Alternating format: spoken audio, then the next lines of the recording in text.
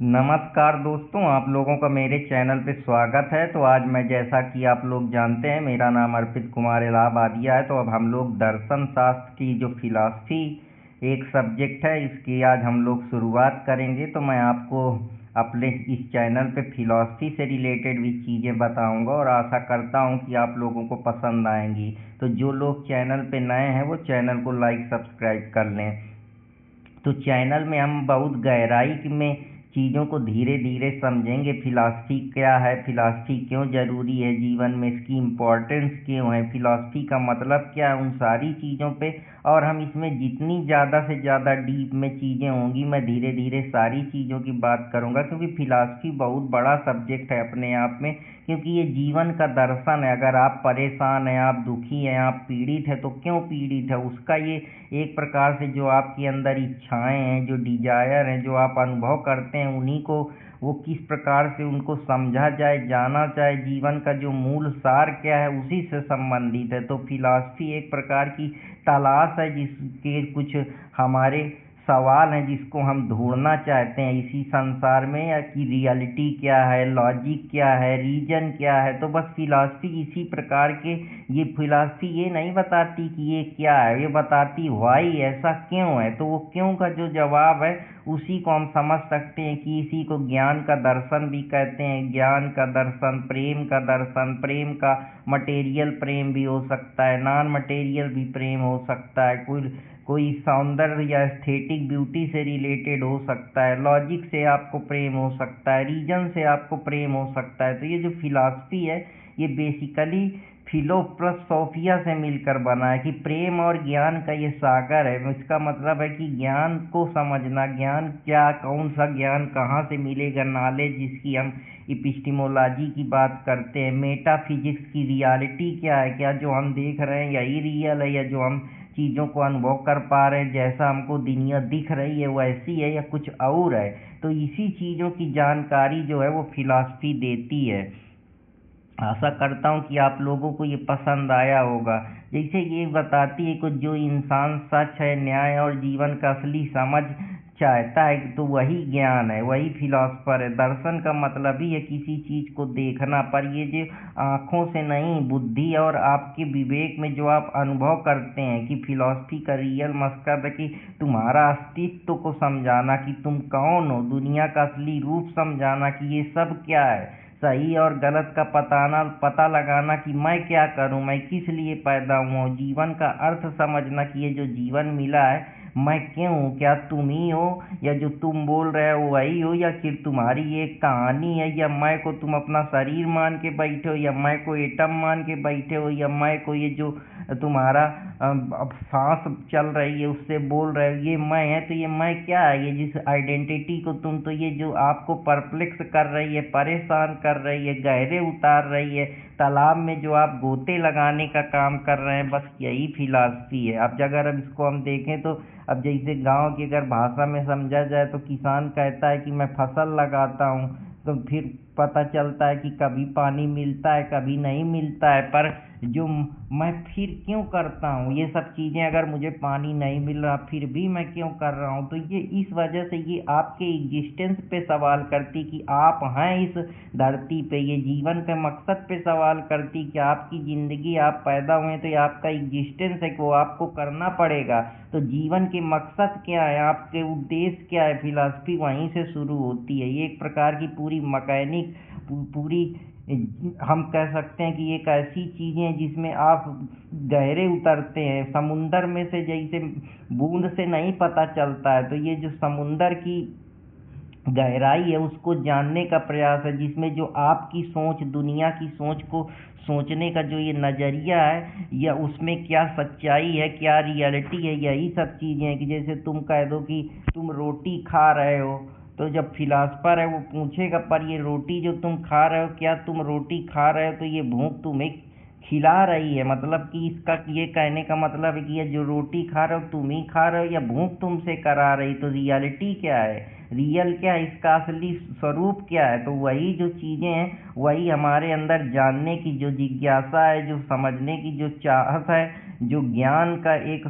समावेश है, संगम है, वही ये फिलॉसफी है। तो ये इस चीज़ पे बात करती है कि जैसे इसमें पूछा जाए अगर और चीज़ों पे उतरें कि जैसे औरत पुरुष का अगर व्यवहार समझा जाए तो जब कोई कहता है कि लड़कियां इमोशनल होती हैं तो फिलासफर ये पूछेगा कि इमोशनल वीकनेस है या स्ट्रेंथ है। अब इसके कैसे पता लगाया जाए कि इमोशन से मजबूती मिलती है या उस वो एक प्रकार से आपको कमज़ोर करती है। तो ये क्या सही है ये गलत है। तो ये जो नैतिक शास्त्र जिसको हम या इथिक्स बोलते हैं, नैतिक की ड्यूटी क्या है, क्या मोरल है, क्या इमोरल है, तो ये जो लॉजिक मिलता है ये भी कहीं ना कहीं फिलॉसफी के ही रूप में इथिक्स जो है उसी की एक ब्रांच हम कह सकते हैं। तो फिलॉसफी को आप समझ सकते हैं कि इसके कई प्रकार के जो डायमेंशन है, जिसमें मेटाफिजिक्स है जिसको हम अध्यात्म शास्त्र बोलते हैं कि रियलिटी क्या है, ये जो संसार दिख रहा है, ये जो आप अनुभव कर रहे हैं, ये सब चीज़ें जैसे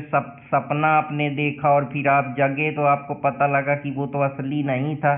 तो ब्रह्मांड में हम क्या रोल निभा रहे हैं, मैं शरीर हूँ या चेतना। तो जो यही सोच है कि ये आप जो बोल रहे हैं ये शरीर है या ये जो कॉन्शियसनेस है ये क्या चीज़ है। तो ये जो सवाल है ये रियल है भी या आप सिर्फ भ्रम में जी रहे हैं। तो यही मेटाफिजिक्स है कि रियलिटी क्या है, वास्तव में सच क्या है, ये जो रियल दिख रहा है ये एक्चुअली में रियल है भी या नहीं है। तो यही जो सोच आपके अंदर पैदा करती है, सवाल पैदा करती है, बस हम इसी को कहते हैं कि ये फिलॉसफी है। इसीलिए ये सब मदर ऑफ ऑल साइंस है, क्योंकि ये आपको जिंदगी के सबसे गहरे अनुभव पे ये नहीं सिखाती कि पढ़ाई है तो पढ़ाई करना है, पढ़ाई करके क्या बनना है, कमाना है पैसा, ये सब तो बताती, लेकिन ये बताती कि पढ़ाई करना ही क्यों है। तो ये वाई सिखाती है, लॉजिक देती है, रीजन देती है, उसकी गहराई तक जो जांच पड़ताल करने का ये सब्जेक्ट है, जिसमें से एक इपिस्टेमोलॉजी भी है जिसको हम ज्ञान शास्त्र कहते हैं कि जो ये हमको ज्ञान मिलता है ये कहाँ से मिलता है, और ये जो ज्ञान मिलता है क्या एक्चुअली में ये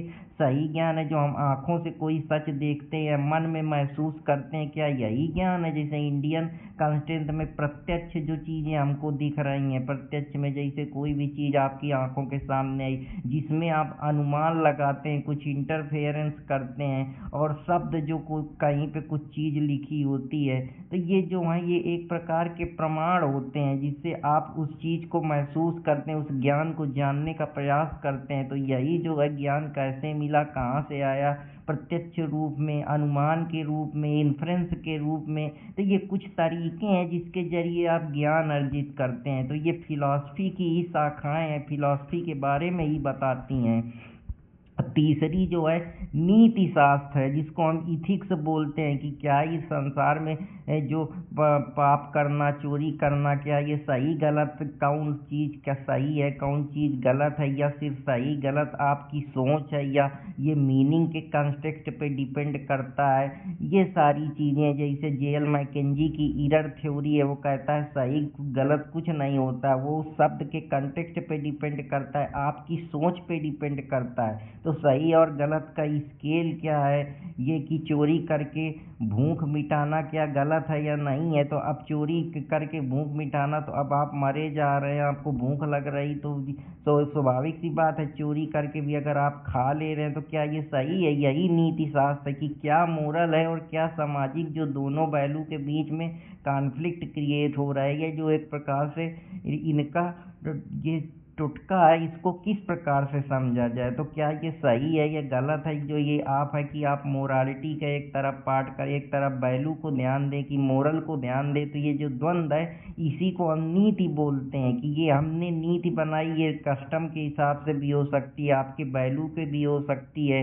आपके कॉमन कलेक्टिव कंसाइंस पे भी हो सकती है, जो आपने रूल्स बना रखे हैं या कोई लॉ बना रखा है, या मोरालिटी, या जो आपके यूजेज हैं, इन सारी चीज़ों से मिलकर बनी है। लॉजिक हमको तर्क देता है कि दो दो चार होता है। जैसे हम किसी चीज़ पे लॉजिक पर आते हैं तो सोचने का ही हमको तरीका बताता है कि जैसे वो कहता है आर बैचलर आर्ट जो होते हैं मैन होते हैं, तो सोक्रेटी एक मैन है। तो इस प्रकार से जो ये लॉजिक आर्गूमेंट करना सिखाती है, यही तर्क है कि अगर सब मरने वाले हैं तो फिर जीना छोड़ देना चाहिए। तो ऐसा नहीं कि सब मरने वाले तो हमें जीना छोड़ दिए, नहीं, क्योंकि यही जो चीज़ें हैं हमारे अंदर लॉजिक पैदा करती हैं। तो ये जो सारी चीज़ें, क्योंकि लॉजिक कहता है कि जीवन में अर्थ बनाना ही जीवन का मकसद है। हो सकता है आप जैसा कर रहे हो उसमें आपको ऐसा ना कर पाए, लेकिन अब इससे ये थोड़े है कि आप हार मान के बैठ जाएं या थक मान के, क्योंकि अगर जीना है तो कुछ ना कुछ तो करना ही पड़ेगा। तो मीनिंग क्रिएट करनी पड़ेगी। मीनिंग कहीं से बन के नहीं आती कि आपको पका पकाया मिल जाएगा और आप खा लेंगे। जैसे आप पढ़ाई कर रहे हैं, अब आप पढ़ाई में आपका मन भी नहीं लग रहा, लेकिन आपको मेहनत करनी पड़ेगी। आपको जीना है तो कुछ ना कुछ करना पड़ेगा, कुछ मीनिंग क्रिएट करेगी। जैसे अल्बस कामस बोलता है कि ये लाइफ में एक अपसर्डिटी है, वो इसको सिपिलस पत्थर जैसे ऊपर से बार बार नीचे ऊपर नीचे होता है। तो ये उसकी नीयत, ये उसको वही काम रोज करना है। अब वो चाहे उस पर रोए चाहे गाए, या उसी पे वो अपना कुछ क्रिएशन करे, कुछ उस पर उत्पत्ति करने का प्रयास करे। तो ये जो चीज़ें हैं वहीं से कहीं ना कहीं एग्जिस्ट पे हमारे सवाल खड़ी करती हैं। जैसे सोरेन गॉड है, वो कहते हैं कि पहले हमारा इसेंस है, इसके बाद पहले हमारा एग्जिस्टेंस आया, तभी हमारा इसेंस आया। अगर हम एग्जिस्ट ही ना करते तो हम अपना इसेंस कैसे बनाते। तो ये कुछ चीज़ें हैं, जब मैं इनके और गहरे उतरूँगा, हम एक एक वेस्टर्न और इंडियन फिलासफर के बारे में समझेंगे, तो मैं इस पर डिटेल में बात करूँगा। तो ये जीवन एक प्रकार से नीरस है, इसमें आपको अर्थ बनाना पड़ेगा, मीनिंग देनी पड़ेगी, आपको कुछ ना कुछ करना पड़ेगा। आपके हिसाब से जीवन नहीं चलेगा। जीवन को चलाने के लिए जीवन अपने हिसाब से ही चलेगा, वो जैसा है वो वैसा ही है। बस आपको अपने मन को समझाना पड़ेगा, और एक जिंदगी में चाहे आपका मन हो चाहे ना हो, कुछ अर्थ क्रिएट करना पड़ेगा, किसी न किसी चीज़ को मीनिंग देना पड़ेगा। अब वो मीनिंग हो सकती है कि आप जो करना चाह रहे हैं वो आपसे नहीं हो रहा, तो आप कुछ दूसरा काम करें, फिर उसी में आपको खुशी ढूंढनी पड़ेगी, और उसके अलावा कोई चारा नहीं है। ऐसे ही एस्थेटिक एक ब्रांच है जो सौंदर्यता की बात करती कि ये जो संसार है, क्या यही सुंदर है? सुंदर क्या है? सुंदर भावनाएं हैं, सुंदर विचार है, सुंदर ज्ञान है, सुंदर ब्यूटी है, सुंदर कला है। क्या सुंदर है? तो ये सुंदर जो है, जो जो ऐसा सुंदरता है जो आपके मन को शांत कर दे, तो ये क्या चीज़ें सुंदर? आप इंडियन में कांस्टेंट में सुंदरता का क्या समझ रहे हैं? क्या सुंदर ये संसार है? सुंदर ये सोशल सिस्टम है? सुंदर एक इंसान है? सुंदर एक कोई मटेरियल चीज़ है, नॉन मटेरियल? तो सुंदरता की आपके जीवन में क्या व्याख्या है? तो बस ये जो सोचने की कि सुंदर क्यों है, सुंदरता क्या है, तो ये जो क्या क्यों, ये सब चीज़ें हैं जो आपके अंदर जिज्ञासा पैदा करती हैं। जिज्ञासा का ही नाम फिलॉसफी है। तो आशा करता हूँ कि आप लोगों को ये भी पसंद आया होगा। अब इंडियन की और वेस्टर्न एंगल से अगर देखें तो इंडियन फिलॉसफी यही करती कि इंडिया दर्शन का कोर है, कि मोक्ष और सत्य की प्राप्ति की। हमने सब कुछ देखा, सब कुछ जाना, अब जो भी समस्याएं हैं हम उनसे पार निकलना चाहते हैं। मोक्ष में मतलब जब हमारी कोई इच्छा ना बचे, कोई हमारी डिजायर ना बचे, हमारा मन अनंत तरीके से बिल्कुल शांत हो जाए, इम्पटीनेस हो जाए, इस संसार के जो धारा में है, जैसे धारा बह रही है इस संसार की, उसी में विलीन हो जाए, उसी अस्तित्व में खो जाए, जिसको नागार्जुन इम्पटीनेस बोलता है। तो वही सत्य की प्राप्ति है। लेकिन वेदांत कहता है कि ब्रह्म ही एक सत्य है, जगत मिथ्या है। तो ब्रह्मा जो है, ये जो चेतना है, वही सत्यता है। बाकी जितना भी संसार है सब झूठा है, इल्यूजन में है। चाहे रिश्ते हो, चाहे घर हो, चाहे कोई मटेरियल चीज हो, चाहे आपके जो भी आप अनुभव करते हैं, इंद्रियों का सुख लेते हैं, वो एक क्षण भंगुर है, वो टेम्पोरल है। तो यही सारी चीजें हैं जिसके बारे में बात करता है। तो अब हम लोग सांख्य फिलॉसफी की सब बात करते हैं। तो सांख्य फिलॉसफी जो है ये बताती है कि प्रकृति और पुरुष का संघर्ष ही जीवन है।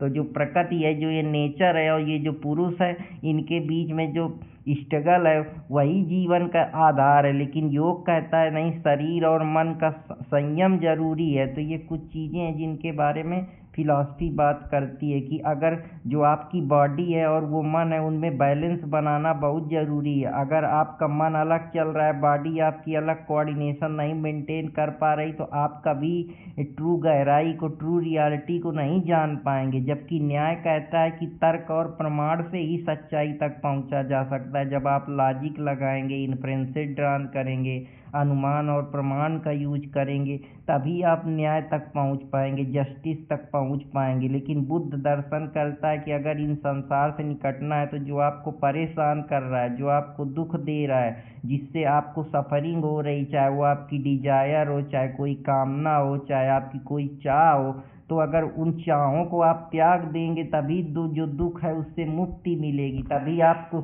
जो है असली ज्ञान को जान पाएंगे, असली संसार को समझ पाएंगे। अपने अंदर जो आपका मन विचलित है, परेशान है, इधर उधर भाग रहा है, उससे निकल पाएंगे। तो दर्शन हमको यही बताता है कि दुख से मुक्त होना ही ज्ञान है। तो आप अपने जीवन में देखते हैं कोई भी परेशानी होती है, जब हम किसी चीज़ पे ज़्यादा सोचने लगते हैं, जिसको हम एक्चुअली में पकड़ना चाहते हैं, बांधना चाहते हैं, अपने अधीन करना चाहते हैं, लेकिन हम उसको जब अपने अधीन नहीं कर पाते तो हमको दुख होता है। जैसे हम कोई चीज़ जीवन में पाना चाहते हैं लेकिन हमको नहीं मिलती है, तो वो हमारे दुख का कारण बनती। तो यही कहते हैं कि उस दुख से मुक्त होने का एक ही कारण है कि जो आपकी डिजायर है, जो आपकी इच्छाएं हैं, जो आपके बॉन्डेज जो आपको बांध के रखे हैं, उनको आप छोड़िए, उनसे डिटैचमेंट करिए, तभी आप दुख से निकल पाएंगे। कि संसार दुख का ही कारण है। अगर आप दुख से दूर नहीं जा पा रहे हैं और ये जो आपकी डिजायर, इच्छाएं, इनसे आप अगर मुक्ति नहीं मिल पा रही,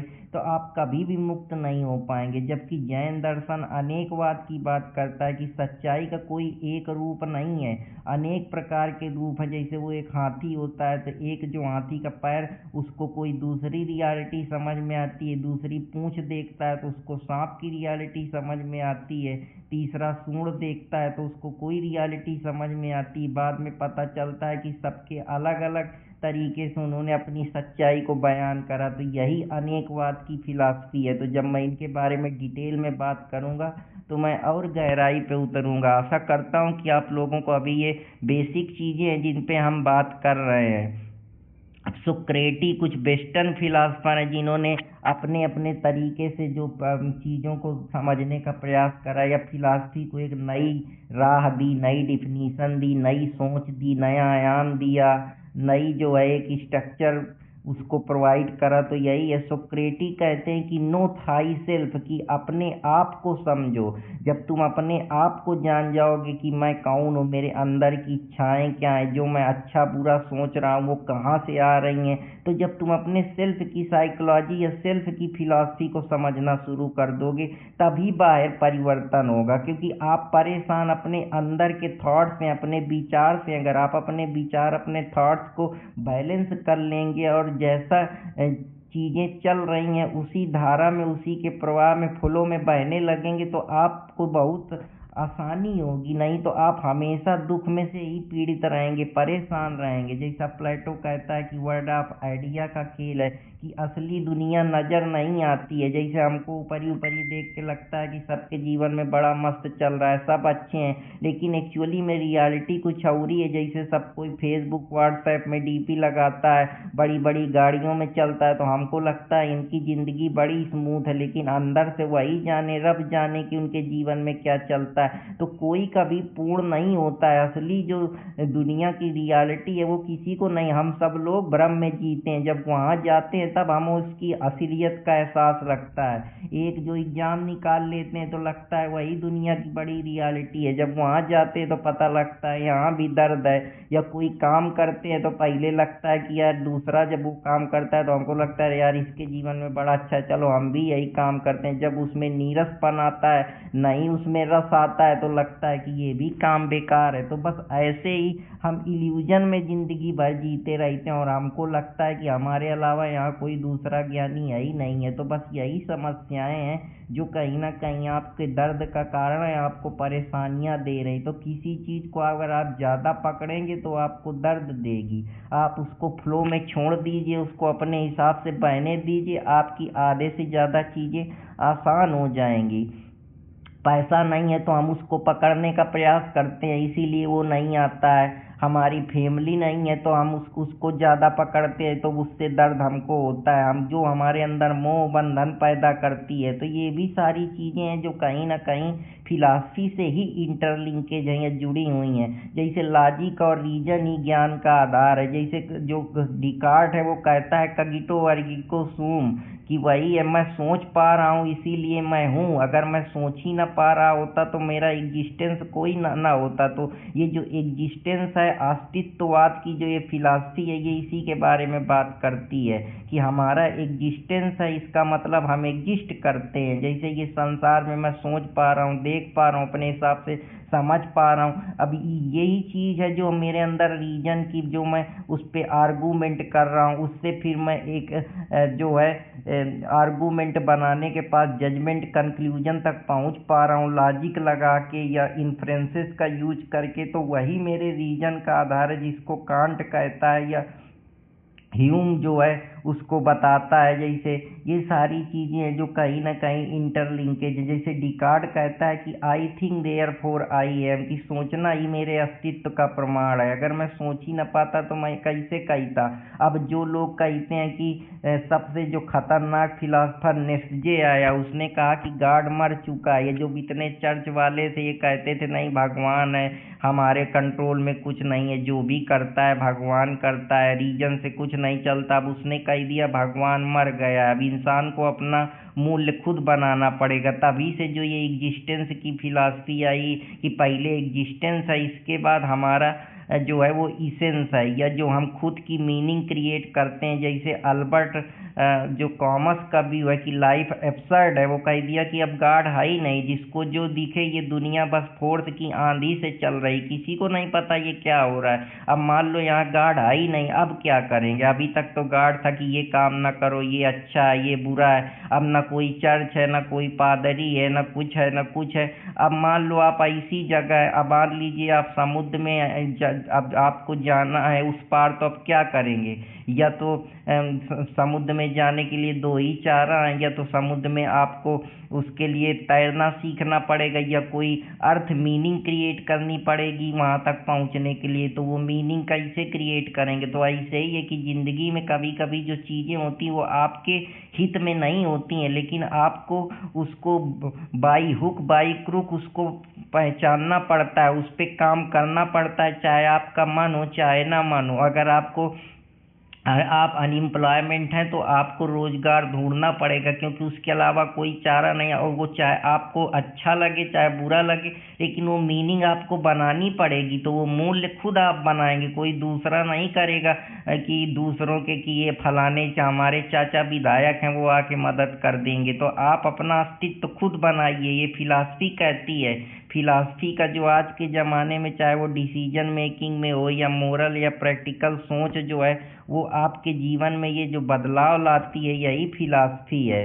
तो आशा करता हूँ कि आप लोगों को ये भी पसंद आएगा। ये आपके माइंड सेट को मजबूत करती है। अगर आप डिप्रेशन एंजाइटी में, तो ये आपके अंदर की जो समस्याएं हैं, जो आपकी डिजायर हैं, इच्छाएं हैं, उनसे लड़ती हैं। इसलिए वो आपको हेल्प करती हैं कि आप चेतना से जी रहे हैं, आप अकेले नहीं हैं। ये कॉन्शियसनेस से है, ये एक अल्टीमेट रियलिटी ब्रह्म ही है जिसको वेदांत कहता है। तो वो चेतना पे चलती है। ये आपको चीज़ों को समझने का कि जो कॉन्स्टिट्यूशन के आइडियल हैं, जस्टिस क्या है, इक्वलिटी क्या है, लिबर्टी क्या है, ये सब फिलॉसफल रूट से ही आए हैं। ये कम्युनिकेशन लॉजिक में आपके माइंड को और शार्प करती है, आपकी रीजनिंग को इम्प्रूव करती है। तो फिलॉसफी का जीवन में बहुत बड़ा योगदान है। लाइफ अंडरस्टैंडिंग देती है कि मैं अपनी ज़िंदगी में क्या चाहता हूँ, और मैं अगर चाहता हूँ तो क्यों चाहता हूँ। तो ये इसका जवाब फिलॉसफी ही देती है कि मैं अगर ऐसा बनना चाहता हूँ तो क्यों बनना चाहता हूँ। तो फिलॉसफी वो चश्मा है जिससे दुनिया वैसी ही दिखती है।